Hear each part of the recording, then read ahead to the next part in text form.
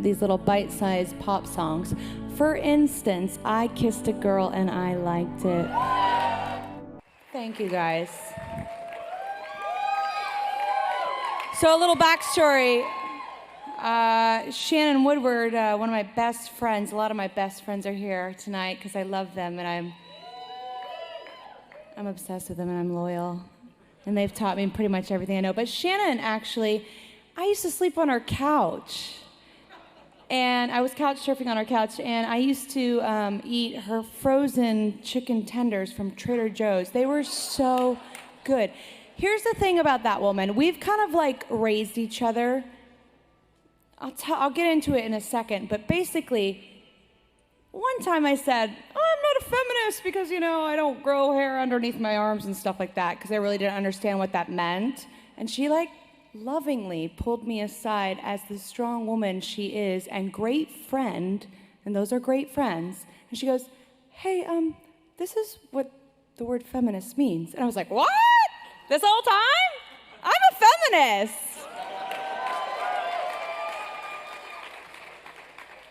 So I love her so very much, and I love all my friends that teach me everything that I've learned today. So thank you so much for this incredible, humbling award. I gotta say, there's no other community that has done more to shape who I am today, and there is no other community that I believe in more than you.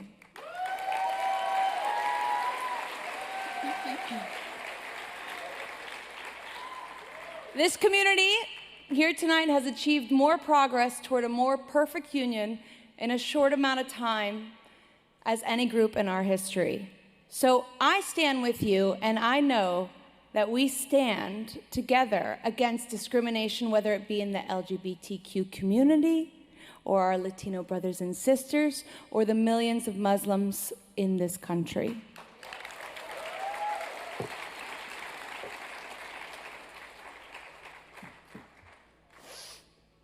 I'm just a singer-songwriter, honestly. I speak my truths and I paint my fantasies into these little bite-sized pop songs. For instance, I kissed a girl and I liked it. Truth be told, I did more than that. And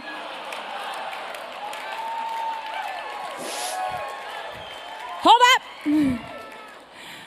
But B, how was I going to reconcile that with a gospel-singing girl raised in youth groups that were pro-conversion camps?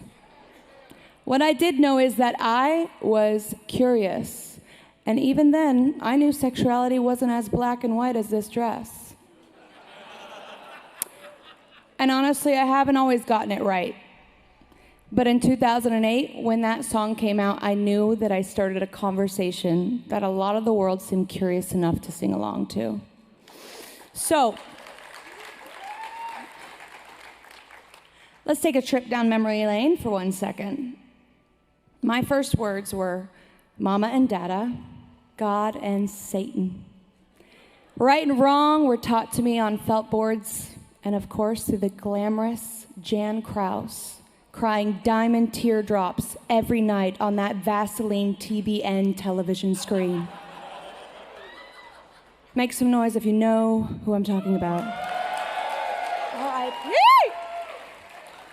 When I was growing up, homosexuality was synonymous with the word abomination and hell, a place of gnashing of teeth, continuous burning of skin, and probably Mike Pence's ultimate guest list for a barbecue.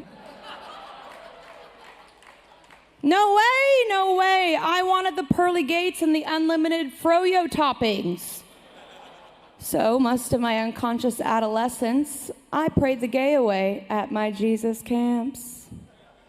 But then, in the middle of it all, in a twist of events, I found my gift.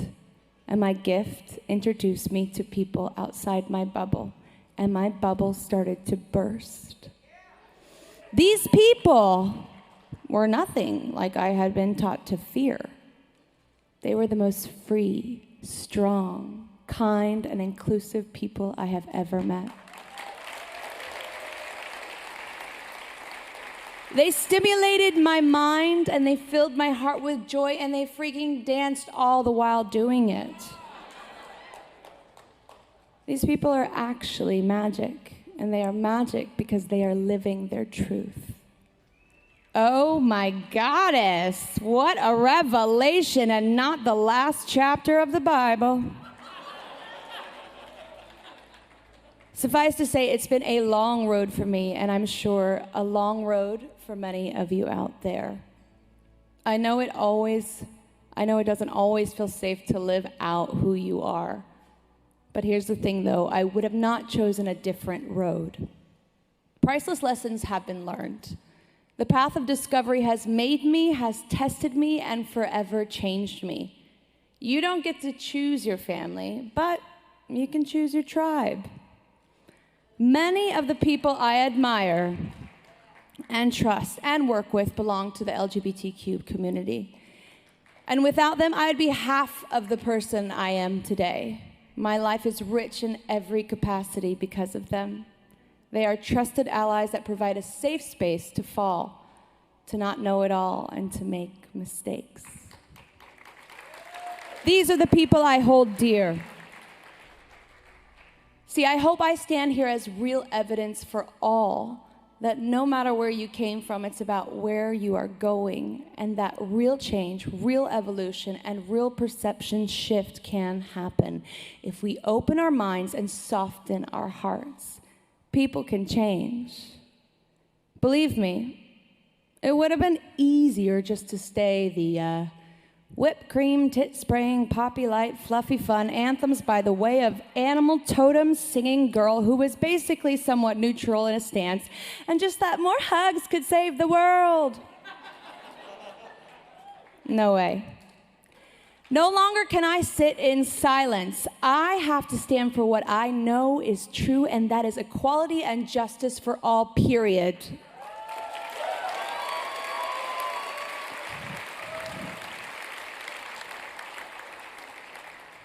That's why the HRC is so important, and I am so grateful for them being on the front lines every day, from civil union legislation to repealing Don't Ask, Don't Tell, to getting rid of DOMA at the Supreme Court, which paved the way for marriage equality across the country, and continuing to fight for trans equality amongst all things.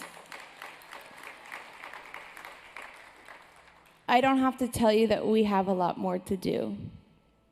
We have to create a safe space for us to ask questions of ourselves and others and to keep the conversation going. Because the loudest voice in the room or on your TV set isn't always right. But that little voice inside of you pushing you to discover who you are is a trusted friend. None of us have the answers, or all of them at least. But it's time to lead with empathy and grace and compassion now more than ever to find the unity we need now. I'll never cease to be a champion, an ally, a spotlight, and a loving voice for all LGBTQ identifying people. Whatever your sexuality, your gender, your preferred pronouns blossom to be, we all know it ain't so black and white.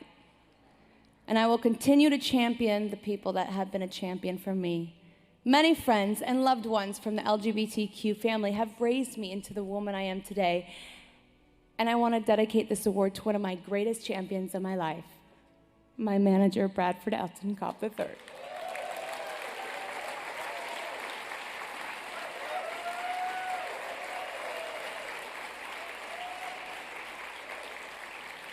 I think it's almost been like 15 years, because he believed in me before it all, secretly paying my rent for years and bringing me leftovers from Hamburger Scaries. He really did. I know we really connected on a soul level, though, because we came from the same upbringing where it was difficult to be our authentic selves. We had similar struggles breaking out of our suppressive shells, but we kept inspiring each other, challenging each other, and retiring our past frame of mind. We broke the cycle, and now we're living our best, most authentic lives.